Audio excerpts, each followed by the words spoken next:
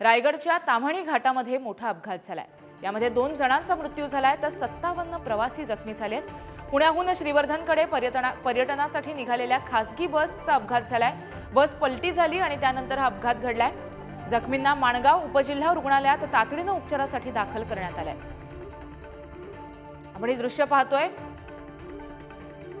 2 जणांचा या अपघातामध्ये मृत्यू झालाय तर 57 प्रवासी जखमी झालेत। पुण्याहून श्रीवर्धनकडे पर्यटनासाठी निघालेल्या खासगी बसचा हा अपघात आहे।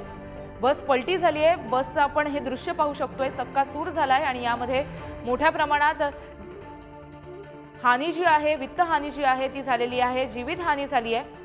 याचबाबत अधिक माहिती जाणून घेऊ आमचे प्रतिनिधी कमलाकर यांच्याकडून। कमलाकर, मोठा असा अपघात घडलेला आहे।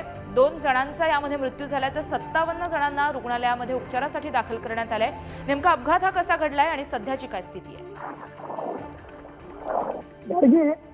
पुण्यावरून श्रीवर्धनकडे हरिहरेश्वरकडे ही एक खासगी ट्रॅव्हल जात होती।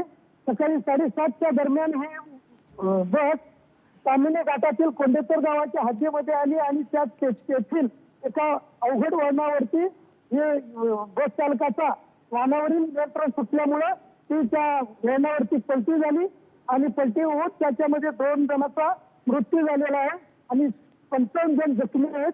त्यापैकी सर्व जखमींना माणगाव उपजिल्हा रुग्णालयामध्ये तात्काळ अँब्युलन्समध्ये उपचारासाठी पाठवण्यात आलं आहे। जी, अधिक अपडेट तुमच्याकडे जाणून घेत राहू कमलाकर। धन्यवाद तुम्ही दिलेल्या माहितीसाठी।